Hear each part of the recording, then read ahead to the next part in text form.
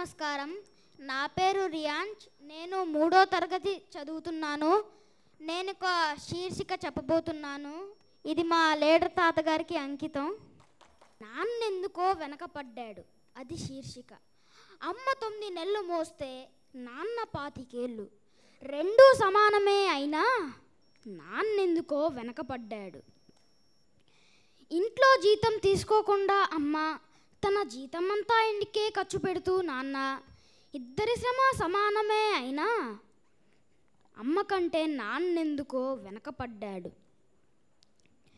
ఏది కావాలంటే అది వండి పెడుతూ అమ్మ, ఏది కావాలంటే అది కొని పెడుతూ నాన్న, ఇద్దరి ప్రేమ ఒకటే అయినా అమ్మకి వచ్చిన పేరు ముందు నాన్నెందుకో బాగా వెనకపడ్డాడు. ఫోన్లోనూ అమ్మ పేరే, దెబ్బ తగిలినప్పుడు అమ్మ అని పిలవటమే, అవసరం వచ్చినప్పుడు తప్ప మిగతా అప్పుడు గుర్తు రానప్పుడు నాన్న ఎప్పుడైనా బాధపడ్డాడా ఏమో. ఇద్దరూ సమానమే అయినా పిల్లల ప్రేమను పొందడంలో తరతరాలుగా నాన్నెందుకో వెనకపడ్డాడు. అమ్మకి నాకు బీరువా నిండా రంగురంగుల చీరలు బట్టలు, నాన్న బట్టలకు దండెం కూడా నిండదు. తనని తాను పట్టించుకోవడం రాని నాన్న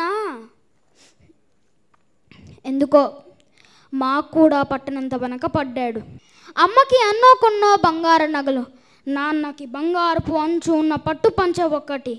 కుటుంబం కోసం ఎంత చేసినా తగిన గుర్తింపు తెచ్చుకోవడంలో నాన్నెందుకో పాపం బాగా వెనకపడ్డాడు. పిల్లల ఫీజులు ఖర్చులు ఉన్నాయి అన్నప్పుడు ఈసారి పండగకి చీర కొనొద్దు అన్నదమ్మ. ఇష్టమైన కూరని చెప్పి మొత్తం తినేస్తే ఆ పూటకి పచ్చడి మెతుకులతో ఇష్టంగా తినే నాన్న, ఇద్దరి ప్రేమ ఒకటే అయినా మా అమ్మ కంటే నాన్నెందుకో చాలా వెనకపడ్డాడు. నాన్నలా వెనకపడిపోవడానికి కారణం ఆయన మా అందరికీ వెన్నుముక కావడమే. వెన్నుముక వెనక ఉండబట్టే కదా దన్నుగా నిలబడగలుగుతున్నాం. ఇదేనేమో నాన్న వెనకపడిపోవడానికి కారణం. శివోహం. నేను చెప్పాలనుకున్నాను మీరు లీడర్ రమణమూర్తి గారు మనవడని, కానీ తనే అనౌన్స్ చేసుకున్నాడు.